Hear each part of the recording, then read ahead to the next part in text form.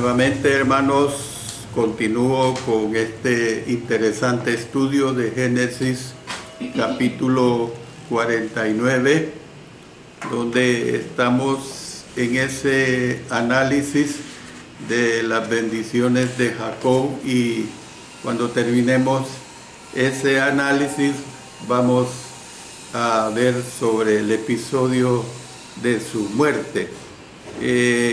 Cuando estaba hablando lo último acerca de la profecía de Jacob, acerca de Aser, que fue un arma de doble filo y que decía que en esencia los descendientes de Aser utilizaron las bendiciones dadas por Dios, no únicamente para enriquecerse, sino para también sostener y fortalecer regímenes paganos.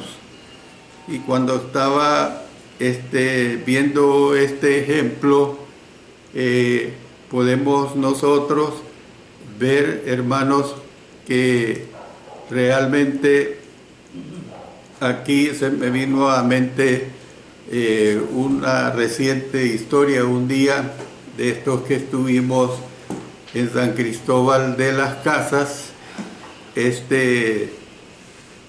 íbamos en el carro pasando por una calle y de repente mi yerno Mario me dice: ¿ve ese negocio, hermano? Sí, le digo, era un negocio bastante fuerte. Es un negocio de un hermano, me dice, que lamentablemente, conforme fue progresando en ese negocio, dejó la iglesia. Y le dije: qué triste. Y esto es lo que vemos aquí con el asunto de Aser, que en esencia los descendientes de Aser utilizaron las bendiciones dadas por Dios, no únicamente para enriquecerse, sino también para sostener y fortalecer regímenes paganos. Y esto se ha dado a través de la historia de la iglesia, de hermanos, hermanas que progresan materialmente hablando y que en lugar de tener una actitud de agradecimiento a nuestro Dios, pues se olvidan de él, el Dios Baco, el Dios dinero, lamentablemente. Oremos. Padre Celestial, te damos agradecimientos porque nos ayudas a continuar con este interesante y bello estudio de tu palabra. Gracias por ello. En el nombre de nuestro Señor Jesucristo. Amén. Amén. Bueno, ahora vamos a continuar con Neftalí, que está comprendido en el versículo 21. Y este versículo dice: Neftalí, sierva suelta que pronunciará dichos hermosos. Neftalí fue el segundo hijo nacido de la sierva de Raquel, Bilha, que también está en Génesis 30, versos 7 y 8. Las palabras de bendición de Jacob se han entendido de diversas maneras a lo largo de los siglos. La Septuaginta y Targums arameos difieren del texto masotérico, que fue escrito alrededor del 800 después de Cristo. Hay un comentarista de apellido Hamilton, mostró 6 interpretaciones importantes del versículo 21. 5 de ellas son evaluaciones positivas sobre la tribu de Neftalí, mientras que una es negativa. Pese a que nadie puede estar seguro de lo que el anciano patriarca estaba anunciando, dos opciones parecen más probables que el resto. La primera se utiliza en la Reina Valera y dice: Neftalí, sierva suelta, que pronunciará dichos hermosos. Y la segunda aparece en la Nueva Versión Internacional, que consigna: Neftalí es una sierva suelta que pare, mire que claro esto, que pare hermosas crías. La primera parte del versículo es prácticamente la misma en ambas traducciones, comparando a Neftalí con una sierva que es suelta o puesta en libertad. Fíjense bien, que es suelta o puesta en libertad. La segunda parte del versículo en la Reina Valera dice: pronunciará dichos hermosos, lo cual es una desviación de la comparación de Neftalí con una sierva, en vista de que una sierva no puede hablar dichos hermosos. Sin embargo, está de acuerdo con la analogía para decir que ella pare hermosas crías, lo que nos da la Nueva Versión Internacional. Entonces, ¿qué es lo que vemos?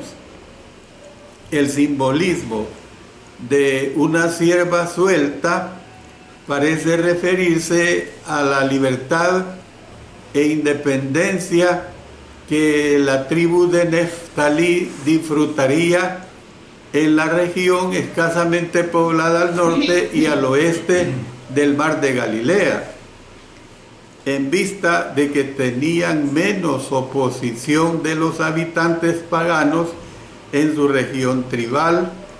Podían multiplicarse en la forma en que lo haría una sierva sin restricciones.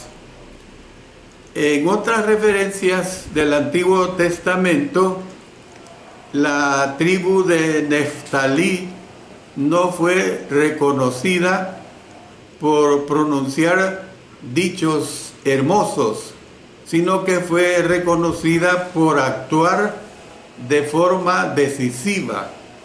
Así fue reconocida, por actuar de forma decisiva. Ellos, juntos con la tribu de Zabulón, enviaron miles de hombres en respuesta al llamado de Débora a hacerle frente a un enorme ejército dirigido por Sísara, que tenía 900 carros de hierro y que ya me he hecho referencia a ello. Pero vamos a leer de Jueces capítulo 4, y vamos a leer los versos 3, 6 y 10. Dice: entonces los hijos de Israel clamaron a Jehová, porque aquel tenía 900 carros herrados y había oprimido con crueldad a los hijos de Israel por 20 años. Verso 6.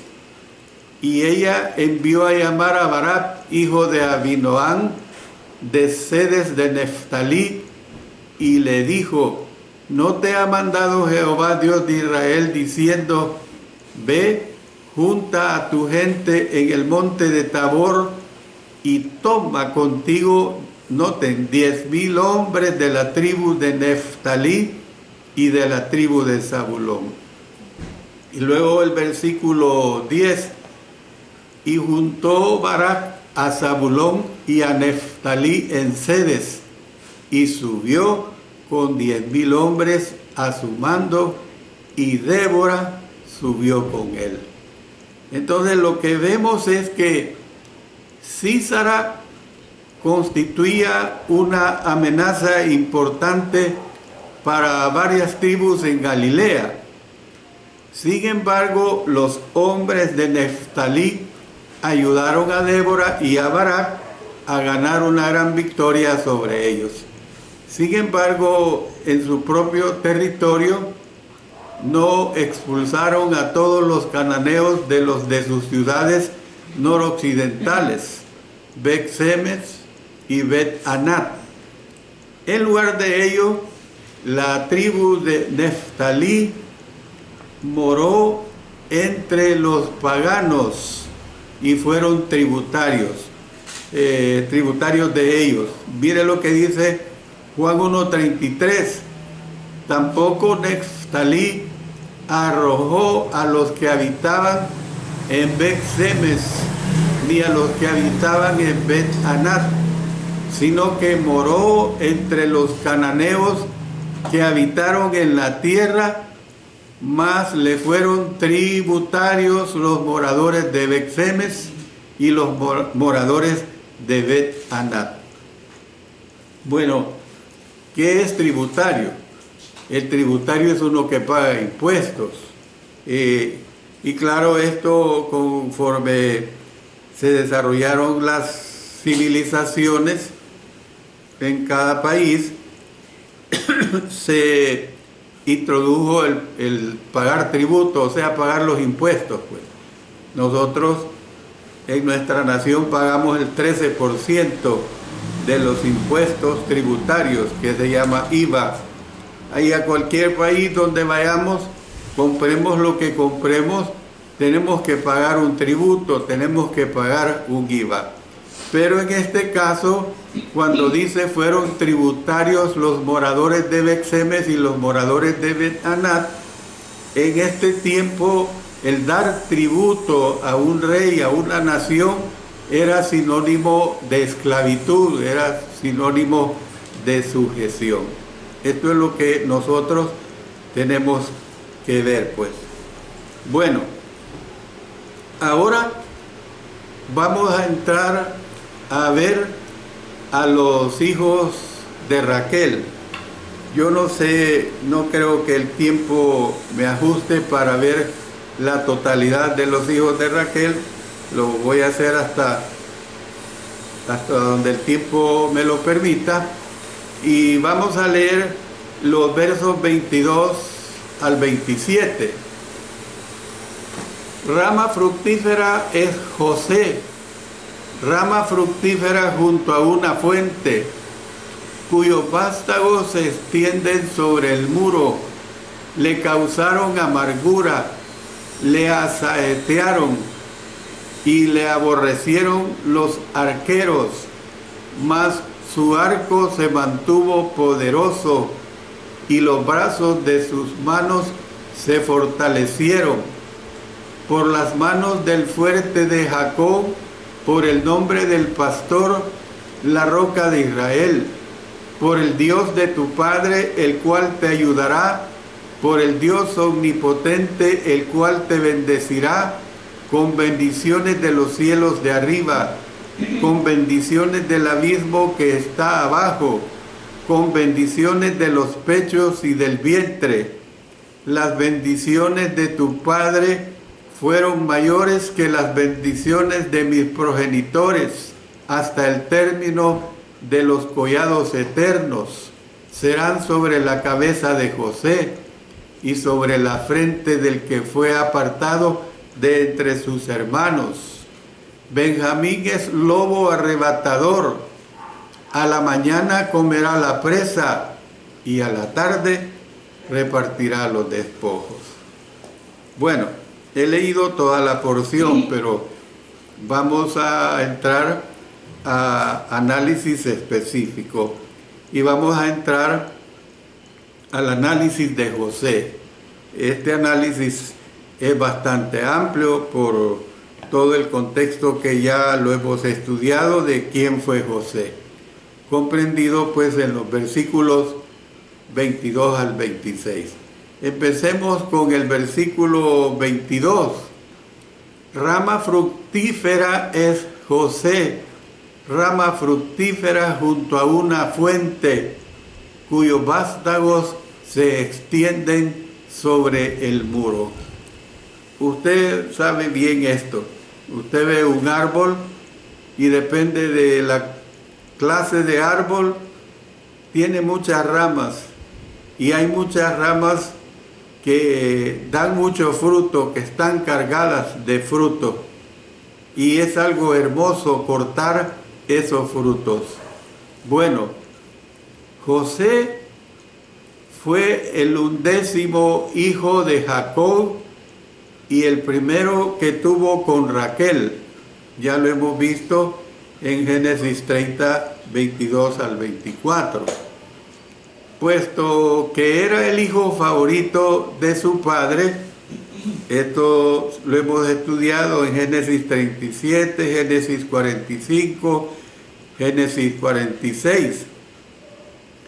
No debe sorprendernos que esta fue la más larga de las bendiciones de Jacob.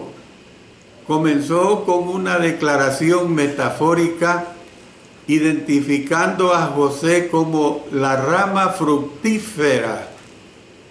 O sea, la frase hebrea que se lee, ben, dos palabras, ben porat, th al final, ben porat, o sea, la rama fructífera de un árbol. La expresión hebrea quiere decir literalmente hijo de uno que lleva fruto, o sea, un árbol. Se la repito, hijo de uno que lleva fruto, un árbol. En el idioma hebreo o arameo, el uso de hijo de, óigase bien la frase completa, hijo de tal manera metafórica, indicaba la excelencia de la calidad o la excelencia del carácter. Se lo repito, indicaba la excelencia de la calidad o la excelencia de carácter. Seguía siendo el caso en días del Nuevo Testamento, cuando un José posterior fue llamado Bernabé, que quiere decir hijo de consolación en arameo, ¿verdad? Mira lo que dice Hechos 4:36. Entonces José, a quien los apóstoles pusieron por sobrenombre, como quien dice un apodo, Bernabé, que traducido es hijo de consolación, levita, natural de Chipre. Un tipo similar de metáfora se encuentra en Salmos 80, 14 y 15. Oh Dios de los ejércitos, vuelve ahora, mira desde el cielo y considera y visita esta viña, la planta que plantó tu diestra y el renuevo que para ti afirmaste. Que, por cierto, describe simbólicamente a Israel como la viña que Dios plantó. A la nación en conjunto también se le refiere como hijo de Dios. Mire lo que tenemos en Éxodo 4:22. Y dirás a Faraón, Jehová ha dicho así, Israel es mi hijo, mi primogénito. Y luego en Oseas 11:1 dice, cuando Israel era muchacho, yo lo amé, y de Egipto llamé a mi hijo.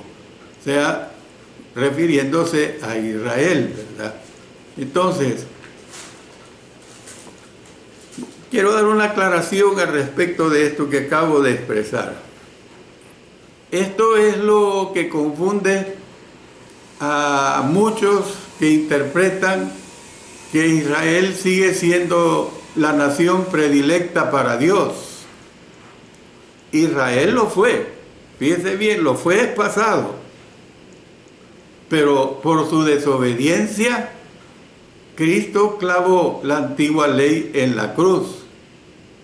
Yo le invito a que escudriñe mis estudios sobre Colosenses, que presento los días lunes a las 5 de la tarde, a través de Mensaje para Salvación, a través de este canal nuestro www.iglesiadecristo.xyz y a través del Alumbrador Cristiano, 3 canales disponibles. Entonces, yo ilustro esto. Yo, por ejemplo, yo tuve mi primera computadora hace como 23 años, o sea, hablando por el año 2000. Comparar la computadora que usé en ese tiempo con la que ahora estoy usando no tiene razón de ser. Es bien seguro que si yo hubiese querido transmitir estos programas en el año 2000 de la forma en cómo lo estoy haciendo ahora, no hubiera podido. Aquella computadora, en otras palabras, dejó de ser. ¿Ve? Entonces, eso es lo que estamos estudiando acá. Continuando, mejor dicho, con su bendición a José, Jacob le describió con más detalle como rama fructífera junto a una fuente. Imagínense qué hermosa la descripción, una rama fructífera que todo el tiempo tiene agua, pues, que todo el tiempo está alimentada por agua. La imagen de un hombre justo que florece como un árbol plantado junto al agua se encuentra en varios lugares en el Antiguo Testamento. Por ejemplo, vámonos al Salmo número 1, versos 1 al 3. Bienaventurado el varón que no anduvo en consejo de malos, ni estuvo en camino de pecadores, ni en silla de escarnecedores se ha sentado, sino que en la ley de Jehová está su delicia, y en su ley medita de día y de noche. Será como árbol plantado junto a corrientes de aguas, que da su fruto en su tiempo, y su hoja no cae, y todo lo que hace prosperará. Luego nos pasamos a Salmos 92, 12 al 14. El justo florecerá como la palmera, crecerá como cedro en el Líbano, plantados en la casa de Jehová, en los atrios de nuestro Dios florecerán. Aún en la vejez fructificarán, estarán vigorosos y verdes. Y luego leamos también, para comprender este ejemplo que estoy poniendo acá, o sea, esta ilustración, leamos en Jeremías 17, 7 y 8. Bendito el varón que confía en Jehová y cuya confianza es Jehová, porque será como el árbol plantado junto a las aguas, que junto a la corriente echará sus raíces y no verá cuando viene el calor, sino que su hoja estará verde, y en el año de sequía no se fatigará ni dejará de dar su fruto. Entonces, ¿qué vemos? A continuación, Jacob dijo, cuyos vástagos se extienden sobre el muro. En el texto hebreo, la palabra que se traduce como vástagos es la palabra banot, con B labial al principio y TH al final, banot, que literalmente quiere decir hijas. O sea, las hijas metafóricas de un árbol son sus ramas, esas ramas fructíferas, pues, a pesar de que no es el significado literal de la palabra banot. Las imágenes sugieren un árbol extraordinario que crece y se expande rápidamente, de modo que ningún recinto puede contenerlo.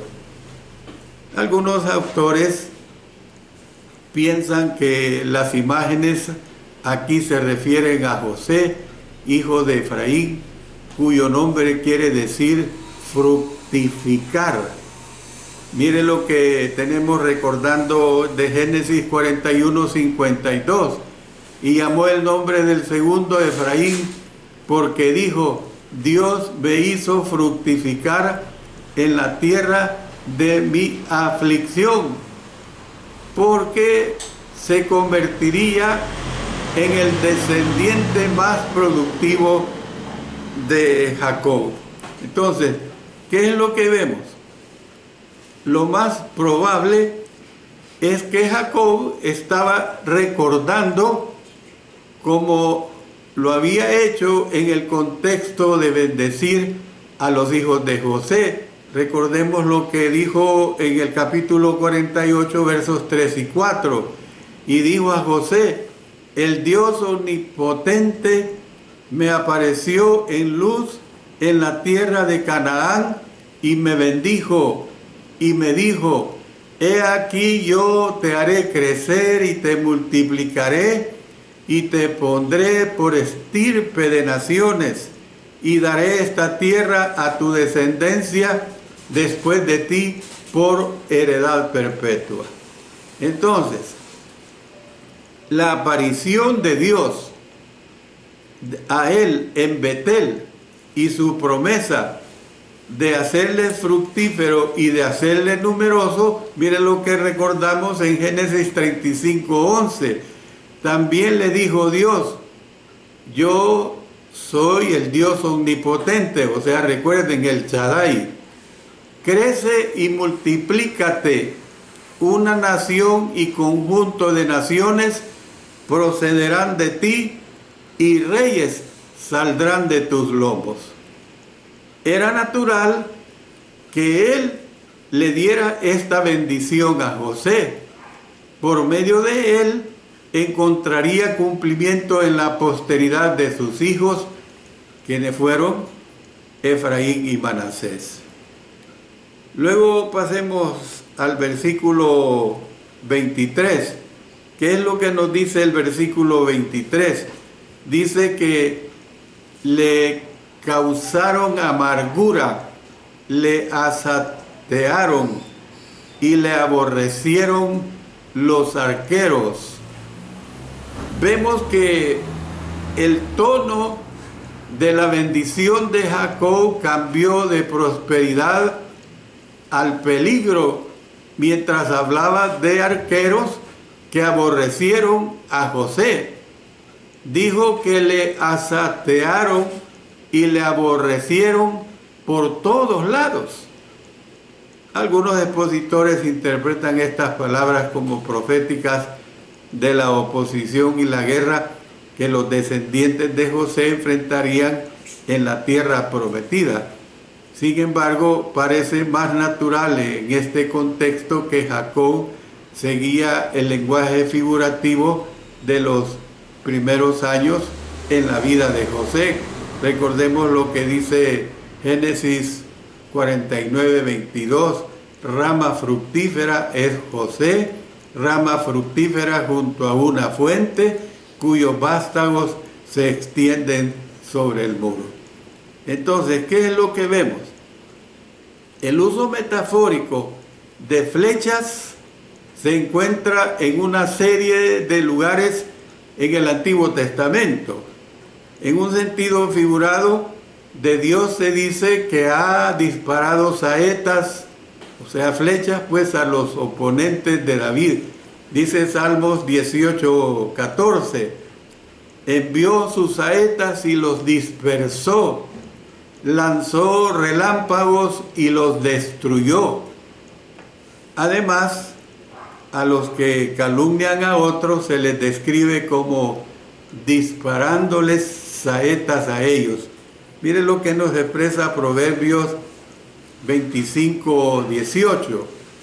Martillo y cuchillo y saeta aguda es el hombre que habla contra su prójimo falso testimonio. Y luego en Proverbios 26, 18 y 19, como el que enloquece y echa llamas y saetas y muerte. Tal es el hombre que engaña a su amigo y dice ciertamente lo hice por broma. Como quien dice, aquí se emplea la figura del sarcasmo, ¿verdad? Y luego en Jeremías capítulo 9 versículos, vamos a leer los versículos 3 y 8. Dice, hicieron que su lengua lanzara mentira como un arco y no se fortalecieron para la verdad en la tierra, porque de mal en mal procedieron y me han desconocido, dice Jehová. Verso 8. Saeta afilada es la lengua de ellos, engaño habla, con su boca dice paz a su amigo y dentro de sí pone sus acechanzas. O sea, obrar de una forma contraria a lo que decían. En las bendiciones de Jacob, por lo tanto, los arqueros y sus flechas parecen representar a los oponentes y las acusaciones que José había enfrentado cuando joven. Vamos a ver algunos aspectos de esto. En primer lugar, sus hermanos le aborrecían, ya lo sabemos. Génesis 37. ¿Por qué le aborrecían? Porque era el hijo favorito de Jacob y es por eso que lo habían vendido a unos madianitas que viajaban a Egipto. El término traducido aborrecieron, que es la palabra Satán, con M al final, no la confundamos con Satán, nada de eso. Satán, en Génesis 49, 23, dice, y le aborrecieron los arqueros. Es la misma palabra usada para describir el odio de Saúl contra Jacob debido a su traición. Literalmente quiere decir aborrecer, y ya conocemos esto, lo que sucedió en Génesis capítulo 27. Y también describe el odio o rencor oculto que los hermanos creían que José guardaba y podría dejar salir contra ellos después que su padre muriera. Y esto, por ejemplo, lo vamos a ver cuando entremos al capítulo 50 de Génesis. En el versículo 15 dice, viendo los hermanos de José que su padre era muerto, dijeron, quizás nos aborrecerá José y nos dará pago de todo el mal que le hicimos. Luego entremos al versículo 24. Dice, mas su arco se mantuvo poderoso y los brazos de sus manos se fortalecieron por las manos del fuerte de Jacob, por el nombre del pastor, la roca de Israel. Entonces, la respuesta de José a la guerra simbólica que se libraba contra él fue que su arco se mantuvo poderoso y los brazos de sus manos se fortalecieron a medida que se defendía de esta situación. Entonces la imagen sugiere que José fue fuerte, José fue valiente, José fue exitoso en su lucha contra sus enemigos. Sin embargo, la siguiente declaración proporciona la razón por la que José fue capaz de imponerse a toda la oposición. Es decir, recibió ayuda de Dios. En esta sección, a Dios se le menciona con una mayor variedad de nombres o títulos que en cualquier otro poema bíblico. Estos versículos dicen más acerca del Dios de José que acerca de José mismo. Esa es la realidad que vemos acá. El poder del Señor se refleja en la frase el fuerte de Jacob, póngale atención a esto, el fuerte de Jacob, su tierno cuidado es descrito en la idea de que él es el pastor de su pueblo.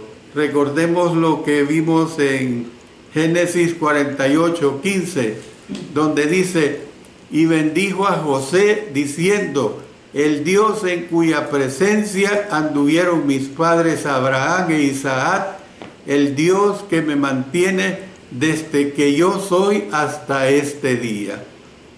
Mientras pues que su firme estabilidad y defensa están incluidas en la designación que nosotros vemos aquí como la roca de Israel, la roca de Israel.